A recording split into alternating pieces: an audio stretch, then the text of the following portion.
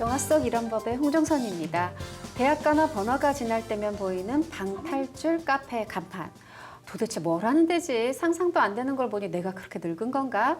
처음 접했을 때 낯설음이 생생한데요. 왠지 젊은이들만 가는 것 같아 궁금하긴 한데 선뜻 가볼 수 없었던 분들 모이십시오. 방탈출 카페를 간접 경험해 볼 수 있는 영화가 나왔거든요. 뭔가에 갇혔다. 탈출하지 못하면 목숨이 위태롭다.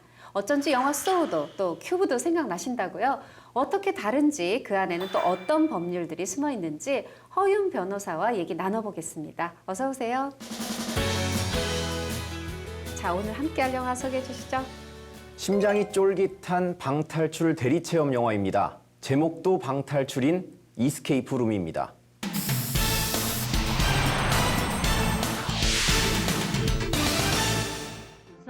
You want to control your life, but life isn't a science experiment. You can't contain your world forever. Try doing one thing that scares you over break, okay? Yeah. This serves as an entry voucher for Minos escape rooms. Be the first to escape. And win $1 million.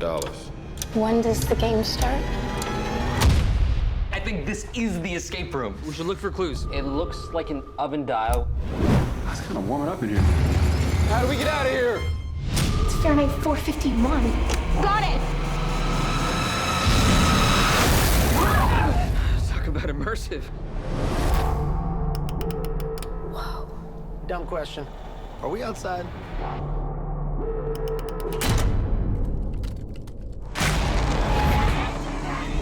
Who would do this?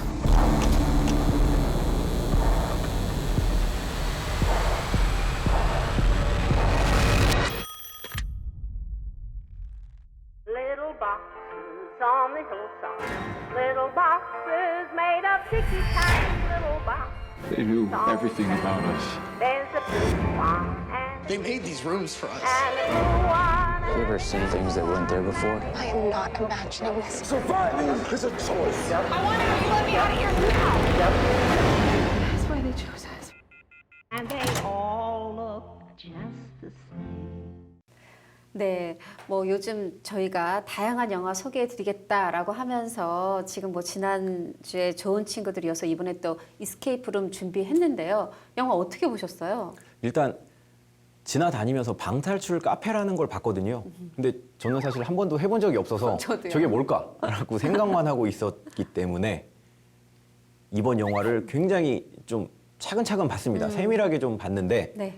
방탈출이라는 소재가 일단 신선했고요. 그리고 영화가 시작하자마자 처음 5분 동안 정말 쉴 새 없이 몰아치더라고요. 뭐 손에 땀이 나면서 막 심장이 쫄깃쫄깃해지는. 시작하자마자 어떤 방이 있고요. 한 남자가 이제 죽어라 탈출을 하려고 합니다. 뭐 단서를 조작을 하고 근데 막 방이 그럴 좁아지죠, 때마다 막. 뭐 나아지는 거 없이 방이 계속 좁혀들고 뭘 잘못 만지니까 뭐 떨어지고 무너지고 막 5분 동안 쉴 틈 없이 봤습니다. 일단 제가 제 첫인상, 영화에 대한 제 첫인상은 훌륭하다라는 오, 겁니다. 훌륭. 사실 요즘에 어벤져스 엔드게임 빼고 허 변호사 마음에 이렇게 흡족했던 영화는 별로 없었던 것 같은데 좀 좋게 보신 것 같아요. 단점은 없었나요? 시작 부분이 좋았지만 어떻게 모든 영화가 항상 다 좋겠습니까? 그렇죠. 단점이 있긴 한데 제일 큰 단점은 사실 이게 6개의 탈출 룸으로 구성되어 있거든요. 그쵸. 6개의 방을 순차적으로 탈출을 해야 되는데 이제 시작은 오븐 룸입니다. 뜨겁게 네. 달궈지는 룸. 두 번째가 이제 아이스 룸. 굉장히 춥죠. 그리고 업사이드 다운, 이제 그쵸. 뒤집힌 룸인데 이 세 가지 방은 어떻게 저런 소재를 가지고 만들었을까 하는 굉장히 신선한 아이디어. 그렇죠. 예. 아이디어 좋아. 아, 이런 데서 탈출하는 거구나. 라는 생각을 갖게끔 하는 그런 좀 장점이 있는 반면에 나머지 3개의 룸은 좀 시시했어요. 그쵸. 특히 그래서 포이즌하고 일루전룸은 맥 빠지죠, 좀. 맥 빠지고 너무 쉽게 탈출을 하는 것도 있고 사실 탈출하는 과정도 너무 대충 설명을 해놨기 때문에 그러니까 영화가 좀 앞뒤가 좀 안 맞고 균형이 안 맞는다라는 생각이 들었습니다. 뭐 앞부분은 괜찮았는데 뒤로 갈수록 좀 힘이 빠지는 그런 단점이 있지 않았나 생각입니다. When does the game start?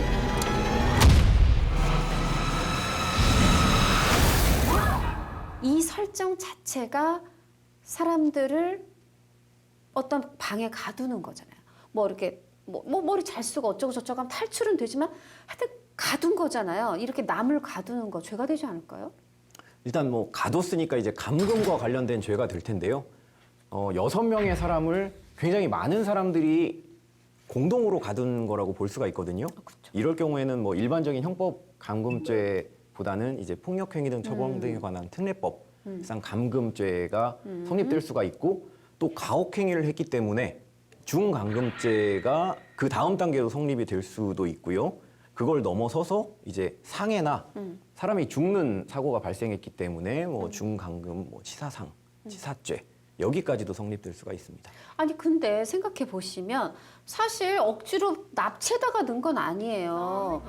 뭐 사실 그 전 소우나 뭐 큐브에서는 눈 떠보니까 여기 어디야? 근데 여기는 초대장을 받았고 그리고 네 발로 갔어요. 그리고 그 어떤 사람 중에는 뭐 근육맨 같은 경우 그 사람 같은 경우에는 뭐 일상 무료한 일상 너무 일만한 일상에서 탈출. 또 그 마트 직원 알바 직원 같은 경우에는 $10,000의 상금을 벌러 갔어요. 그래도 죄가 될까요? 일단은 스스로 걸어갔기 때문에 감금 상황에 스스로를 노출을 시킨 거고요. 그 감금이라는 거는 일종의 동의나 승낙을 했다고도 볼 수가 있습니다. 하지만 감금을 넘어서는 다치거나 심지어는 죽는 그런 것까지 동의했다고 보기는 어렵고요. 그러네요. 그렇죠. 그리고 또 하나는 뭐 이를테면 뭐 그 죽는 사람이 생겼잖아요. 이 생명에 대한 것은 이거는 동의가 안 됩니다. 그렇죠. 그렇기 때문에 내가 한 동의는 감금 수준이고 그걸 넘어선 행위는 내가 동의하지도 않았고 동의할 수도 없는 거기 때문에 분명하게 뭐 성립한다고 볼 수가 있습니다.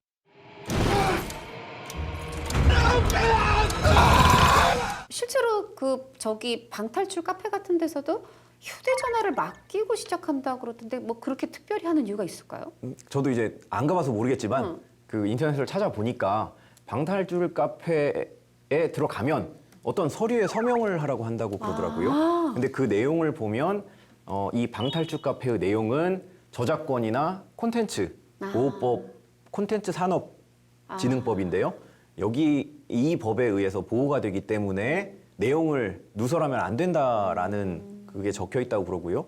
그리고 실제로 이 방탈출 카페라는 거는 뭐 귀신의 집이나 이런 거랑 달리 한 번 간 사람은 똑같은 방탈출 카페에 가질 않거든요. 왜냐하면 탈출 방법을 아니까요. 그렇기 때문에 한 번 누설이 되면 거의 뭐 이제 더 이상 영업을 못하는 상황이라고 보는 것도 맞는 것 같습니다. 그러네요. 이거 뭐 어벤져스 엔드게임에 스포일러 말하는 것보다 더한 일이네요. 어떻게 망할 보면. 수가 있으니까요, 그 네, 사람들은. 예. 그거 다 나가면 사람들이 거기는 안 가 할 테니까 근데 이거 어디 방카페 방탈출 카페 거야고 혹시 출처 밝히면 사실 그 뭐 글이라든가 사진이라든가 출처를 밝히고 쓴다고 해도 저작권 침해에 해당되는 경우가 상당히 많습니다. 저작권법은 타인의 글이나 뭐 이런 것들을 보도 그리고 교육 연구 등을 위해서 인용한 경우에 네. 사실 좀 어떻게 보면 봐주는 건데요. 인용에 해당되려면은 스스로 작품을 만드는 데 있어서 다른 사람의 글이나 이런 것들을 소개하고 나아가서 평가하는 그런 수준에까지 이르러야 되는 거거든요. 단순히 저작물을 가지고 와서 하단에 뭐 이 출처 표기하라 한다고 그래서 저작권법을 위반하지 않았다 이렇게 보기는 사실 어렵습니다. 그렇군요. 자, 이제 우리가 6개의 방 하나씩 좀 살펴봐 보죠. 첫 번째가 말씀하신 것처럼 5분룸이란 말이에요. 왜 5분이랬느냐? 이 조이가 사실 이 조이는 이 극 중에서 굉장히 똑똑한 이제 학생이잖아요. 과학 지식도 많고. 근데 이 어떤 방안의 문제를 풀어보겠다며 자물쇠를 451 숫자가 보이길래 그거에 맞췄더니 헐 이게 화씨 451도가 돼요. 우리나라는 섭씨를 쓰니까 섭씨를 보면 232도 뭐 이거 거의 통닭구이가 될 지경에 방에 이르게 됐는데 이렇게 모두를 오븐 속에 가두게 된 조이의 행동 죄를 받을까요? 일단 조이의 행동으로 인해서 방이 굉장히 더워지잖아요. 네. 만약에 그 방이 더워지는 행위로 인해서 상해, 뭐 화상을 입었다면 이건 상해가 될 거고요. 그렇지 않았다면 몸이 뜨거워지거나 이런 것들은 이제 폭행으로 볼 수가 있는데요. 조이가 상해든 폭행이든 이 범죄를 저질렀다라는 것을 명확하게 하기 위해서는 조이가 그러한 의도가 있었거나 아니면 과실로 인해서 그러한 결과를 초래를 했다라는 게 좀 명확해야 되는데요.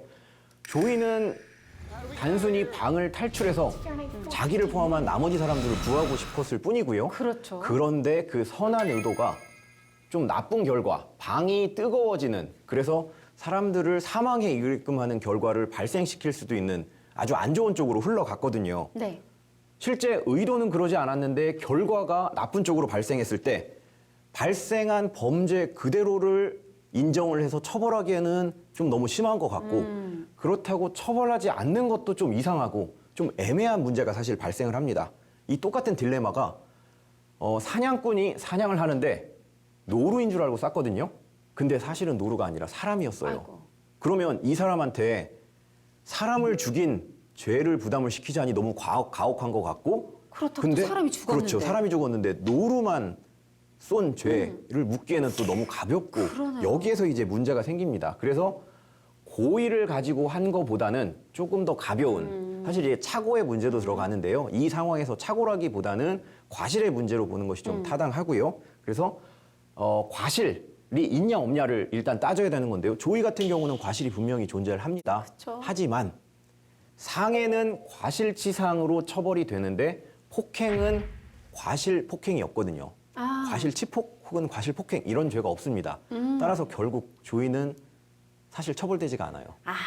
그런데 그러면 이 5분음에서 질문 하나 더 드릴게요. 사실 조이 말고 좀 잘못한 사람이 있어요. 이거는 또 막 구하려고 한 것도 아닌 것 같아요. 뭐 누구냐면 벤이 담배를 피러 가겠다고 하다가 손잡이를 뚝 부러뜨린단 말이에요. 그래서 완전히 폐쇄된 5분이 돼버려요. 이 벤도 그래도 똑같이 처벌 안 될까요? 그러니까 구조가 약간 비슷한데요. 벤 같은 경우도 의도가 있어서 손잡이를 부러뜨린 건 아닙니다. 그 결과로 사람들을 방에 가두고 싶어서 가둔 게 사실 아니거든요. 그렇죠. 그리고 그렇기 때문에 이제 과실이 있는 건 명확한데 과실범으로 처벌을 할 수 있는지를 보면 손괴죄도 사실 손괴라는 건 또 없습니다. 그래서 벤을 처벌을 못 하는데 근데 물론 벤의 행위로 인해서 그 안에 갇혔던 사람들이 다치고 죽고 막 그런 일들이 발생을 하거든요. 그렇기 때문에 법문에 있는 과실치상이나 과실치사를 적용을 해서 벤을 처벌할 수 있지 않을까 뭐 이런 생각도 할 수 있는데 벤이 손잡이를 이제 부러뜨리고 사람이 죽고 다치는 데 있어서는 수많은 그쵸. 행위가 다른 개입을 변수들이 합니다. 막, 예. 그리고 일단 5분음에서는 아직 아무도 맞아요. 안 아무도 안 죽었고. 죽습니다. 네. 그렇기 때문에 이제 벤을 실제로 처벌하기는 어려운 거죠. 그렇군요. 근데 벤이 또 하나의 잘못을 저지르거든요. 뭐냐면 두 번째 아이스룸에서 그 이제 사람들이 열쇠가 저 얼음 밑바닥에 있는 거예요. 저거 막 꺼내려고 녹여보려고 라이터 빌려달라 그랬는데 좀 잘 주지. 이렇게 띡 이렇게 던져가지고 그걸 주려던 데니가 얼음물에 빠졌단 말이죠. 이거는 뭔가 조금 이번엔 벤 또 피해갈 수 있을까요? 일단은 벤은 사실 그 데니를 죽이려는 의도는 없었던 없었죠. 명확하죠. 그렇죠. 그냥 오히려 라이터 빌려주려고 그랬죠. 그렇죠. 빌려줘서 어쨌거나 얼음을 녹여서 다들 이제 안 죽고 살아남으려는 목적에서 이제 준 건데 근데 어떻게 하다가 데니가 죽었어요. 그러면 일단 어쨌거나 과실이 있을 수도 있다라는 생각을 좀 가진 상황에서 그렇죠. 휙 던졌으니까. 그렇죠. 좀잘 벤이 라이터를 던진 행위하고 데니가 죽은 행위하고 이 원인과 결과 사이에 인과관계가 있는지를 좀 확인을 해보면 되는데요. 원인하고 결과가 경험상 개연성이 있을 경우에는 인과관계가 인정이 된다라고 보는 게 통설적인 견해고요. 구체적으로 좀 판례를 들어서 설명을 좀 드리면 네. 술에 취한 사람을 2차례 세게 밀어서 넘어뜨렸습니다. 근데 이 사람이 심장마비로 죽었거든요. 이때 법원은 뭐라고 판단을 했냐면 경험상 2차례 세게 밀면 심장마비가 올 수도 있다, 쇼크가 올 수도 있다라고 판단을 해서 민행위와 사망 사이의 인과관계가 인정이 된다. 이렇게 봤습니다. 반면에 상대방의 뺨을 때렸는데 이 상대방의 뇌압이 급격하게 상승해서 상대방이 사망한 경우에는 법원은 경험상 뺨을 때린 거 가지고 뇌압이 상승해서 사람이 죽을 것까지 예상할 수는 없다라고 하면서 인과관계를 부정을 했거든요. 아하. 벤의 경우에도 데니한테 라이터를 건네서 물론 거기가 이제 아이스룸이었기 때문에 네. 빙판이 깔려 있었기 때문에 데니가 오다가 빠질 수 있다. 이거는 사실 예상을 할 수도 했어, 있어요. 그쵸. 하지만 빠져서 죽는다? 그리고 거기에 대해서 책임을 내가 져야 된다까지는 생각했다고 보기는 그쵸? 어렵습니다. 좀 머네요. 인간관계가 멉니다. 머네요. 이것까지 네. 인정을 하면 수많은 사람들이 다 이 인과관계에 그러네요. 포섭이 돼서 결과 책임을 져야 되기 때문에 이거는 좀 좁게 해석하는 게 맞습니다. 납득이 됩니다.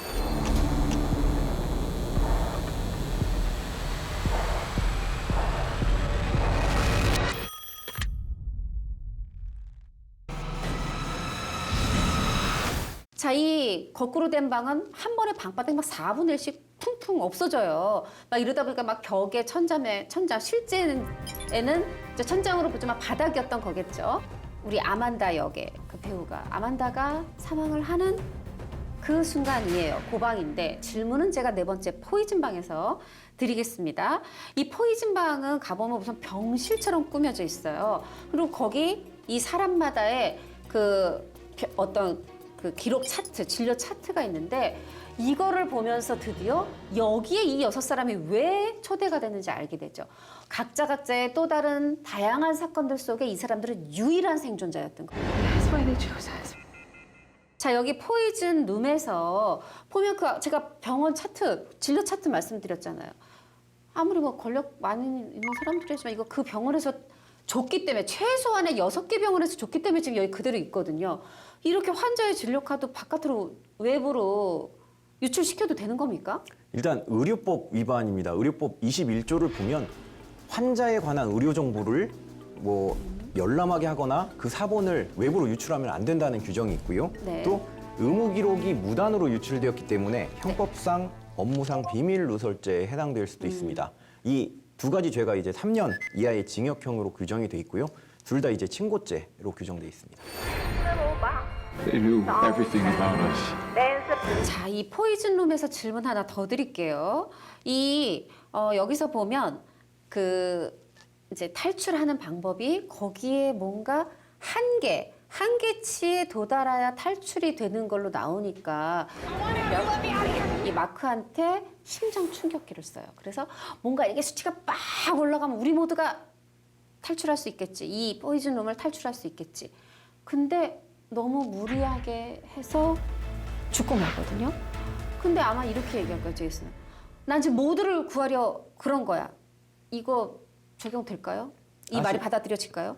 이제 뭐 이를테면 제이슨 같은 경우에는 다른 사람을 구하기 위해서 내가 어쩔 수 없이 이 행위를 했다라고 얘기를 하는데 사실 제이슨과 마이크의 대화 내용 그리고 제이슨과 그 옆에 있는 다른 사람과의 대화 내용을 보면 네. 제이슨의 행위로 인해서 마이크가 죽을 수도 있었다라는 점은 제이슨이 어느 정도 예상을 했거든요. 맞아요. 이것을 이제 미필적 고의라고 하는데요. 어떤 범죄의 결과가 발생하리라는 것을 인식하였음에도 불구하고 이를 용인한 경우에는 미필적 고의가 있다고 취급을 해서 실제 살인죄로 처벌이 될 것이라고 그게 맞다고 생각을 합니다. 네, 결국 이 네 번째 포이즌 룸에서 우리가 얘기했던 것처럼 마이크가 죽었고 또 제가 인상 깊게 봤던 그 조이는 실신에 쓰러졌습니다. 그래서 이제 5번째 일루전 룸에 도착한 거는 그 이기적 성공맨 제이슨과 이 음주운전으로 친구들을 사망케 한 벤만이 도착을 했는데 이게 지금 왜 일루전 룸이냐면 이게 독이 있어요. 그래서 독에 이제 취해가지고 이렇게 막 다 창난 착시가 보이는 거예요. 그래서 이거에서 벗어나서 탈출을 하려면 해독제가 필요한데 벤이 먼저 해독제 찾았어요. 근데 이걸 본 또 이 몸 좋은 제이슨이 가만히 있을 리가 없죠. 막 뺏으려고 그래요. 근데 벤은 내가 이거 뺏기면 내가 죽게 생겼거든요. 그러니까 제이슨을 밀쳤어요. 근데 역시 힘은 제이슨이 훨씬 좋단 말이죠. 그래서 이렇게 막 싸웠는데 저는 제이슨이 이길 줄 알았는데 벤이 이겼어요. 모퉁이에 띵. 사실 그래서 영화가 여기서 좀 맥이 빠졌는데 모퉁이에 띵 머리 찍더니 제이슨 죽었단 말이죠. 근데 죽긴 죽었으니까 벤이 살인죄 같기도 한데 아니 이거 내가 지금 그럼 해독제 뺏기면 내가 죽는데 이거 법적으로 어떻게 해석할 수 있을까요? 이럴 때 벤한테 정당방위가 성립되는지 그래서 위법성이 조각되어서 처벌받지 않는지를 또 이제 살펴보면 되는데요. 정당방위는 자기 또는 타인의 법익에 대한 현재의 부당한 침해를 방해하기 위한 행위가 상당한 이유가 있을 때는 처벌하지 않는다 이렇게 규정이 돼 있거든요. 보통 그 행위가 상당한 이유가 있는지는 사회적으로 받아들여질 만한지, 사회적 타당성이 있는지를 보고 판단을 하게 되는데, 벤의 행위는 자신이 먼저 발견한 해독제를 제이슨이 부당하게 빼앗으려는 그런 부당한 침해를 방해하기 위한 행위고요. 방해하기 위한 행위고요. 그리고 벤이 자신이 발견한 해독제를 자기가 맞지 못하면 자기가 죽을 수도 있기 때문에 이 정도는 사회적으로 좀 용인되는 그런 정도 수준이라고 생각을 합니다. 그래서 벤한테는 정당방위가 성립될 여지가 있고요. 결국 아마 처벌받지 않게 되지 않을까. 이들이 왜 여기에 초대되었는가? 유일한 생존자라고 했잖아요. 제이슨은 예전에 과거에 어떤 상황에 있었느냐? You ever seen things that weren't there before? I am not imagining this.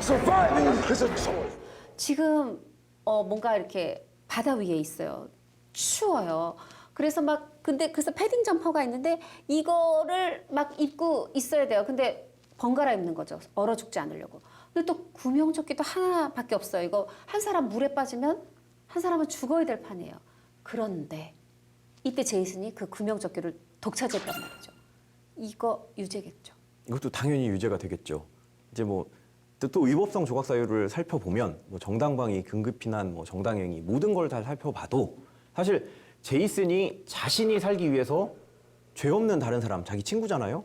죄 없는 다른 사람을 죽인 거기 때문에 아마도 순순히 친구가 구명조끼가 있는데 너 써라 이렇게 줬을 리는 맞아요. 없거든요. 그거를 제이슨이 이 포이즌 룸에서 했던 것처럼 완력으로 아마 뺏으려고 그쵸. 했던 것 같고 그랬을 때 자기가 살기 위해서 자기 친구를 죽음에 몰아넣은 행위가 어떤 식으로든 정당화되기는 좀 어려운 거죠. 그렇죠. 자, 그래서 이 5번째 일루전 눈까지 거치면서 벤이 살아남았어요. 사실 제일 허약해 보이고 힘도 없었던. 그래서 어떻게 보면 이 영화는 살아남기 위한 생존은 무엇이냐를 묻는데 여기서 끝은 아니에요. 저희가 이제 영화 보실 분들 위해서 반전을 말씀드릴 수 없는데 뭔가 지금 이 벤이 최후의 승자일 수도 있지만 다른 최후의 승자가 더 있을 수도 있고 뭔가 있어요. 그건 영화를 통해 보시고 제가 이 얘기를 들으는 이유가 있습니다. 그게 또 끝이 아니거든요. 6번째 방까지 다 가고서도 그 6번째 방은 처음에 나왔던 그 좁아지는 방, 크러쉬룸이었죠. 다 가고서도 또 있습니다. 갑자기 무슨 상황이 영화 속에서 비행기 탈출. 저는 진짜 실제 상황인 줄 알았어요. 그때 알고 보니까 이게 지금 게임 테스트를 하는 거예요. 근데 거기서 승무원 역할에 어떻게 보면은 막 연기자죠. 막 지금 진짜 추락인 것 같은 그러니까 연기를 해요. 근데 이거는 테스트였지만 요거를 또 이 부유층들이 또 게임을 했다고 합시다. 그래서 또 다른 누군가를 초대해서 또 이 게임을 시켰다. 살아남는 탈출 게임을 시켰다. 이랬을 때 이 사람은요. 직접 게임 안에 들어가서 막 연기하는 거잖아요. 비행기 탈출인 것처럼. 이 정도 직접 가담하면 좀 뭔가 처벌되지 않을까요? 예, 말씀하신 것처럼 그런 비행기 시뮬레이션이 가동이 됐고요. 그 안에서 리얼하게 이제 연기를 합니다. 그러면서 하나하나씩 생존율을 높여가든 낮춰가든 뭔가 이렇게 게임 메이커가 이제 조작을 하는 그런 행위가 있죠. 근데 이 게임 메이커가 좀 더 사람을 죽이거나 아니면 그 생존율을 높이거나 낮추거나 이 행위를 분명히 도와주면서 네. 그 사람이 죽을 거라는 누군가 이 게임 안에 들어오는 사람들이 죽을 거라는 그것을 예견을 하면서 도와주는 행위이기 때문에 이 사람들은 아마 방조죄로 처벌을 받을 수가 있는 거고요. 사실 방조죄는 조언을 하거나 격려를 하는 그리고 정보를 제공하는 행위도 방조죄로 처벌이 되는 예가 있고요. 우리나라 이제 법원 판결에 따르면 판례에 따르면 시위대가 시위를 하고 있는데 그 시위대의 사진을 찍어서 의혹을 고취시키면서 사기를 진작시킬 경우에 방조범으로 처벌을 한 사례가 있거든요. 그런 여러 가지 정황을 이제 감안을 할 때 이 정도라면 살인죄의 방조범으로 처벌이 될 수도 있을 거라고 생각을 합니다. 방조범으로 처벌된다. 조언이나 격려도 방조범이 될 수 있다. 사실 제가 더 바라는 거는 요 방조범 정도가 아니라 이 게임 전체를 설계한 이 운영하는 사람들, 구경하는 사람들이 처벌받길 바라는데 그건 2편에서 아마 나오리라고. 꼭 나오길 바라고요. 오늘 이 시간 여기서 마치겠습니다. 오늘 감사했습니다. 여름의 문턱을 넘어섰네요. 한여름보다 이렇게 막 더워지기 시작했을 때가 더 덥게 느껴지기 마련인데요. 휴가 가기엔 이르고 집에 에어컨 틀기도 아직은 전기세 걱정되는 시기. 큰돈 들이지 않고 시원하게 보내는 방법 극장만한 데가 없습니다. 5월은 어벤져스의 달이었지만 6월부터는 한국 영화의 약진을 응원합니다. 토이스토리4도 재밌을 것 같고 엑스맨 신작 다크 피닉스도 공개되지만 범죄도시 강윤성 감독과 배우 김래원의 만남, 롱 리브 더 킹, 목포 영웅 재밌다는 소문이 솔솔 들리더라고요. 할리우드산 못지않은 한국형 블록버스터 액션의 재미에 푹 빠져보시는 건 어떨까요? 저는 다음 주 더 시원한 영화 들고 찾아오겠습니다. 고맙습니다. Now you don't know what it's like.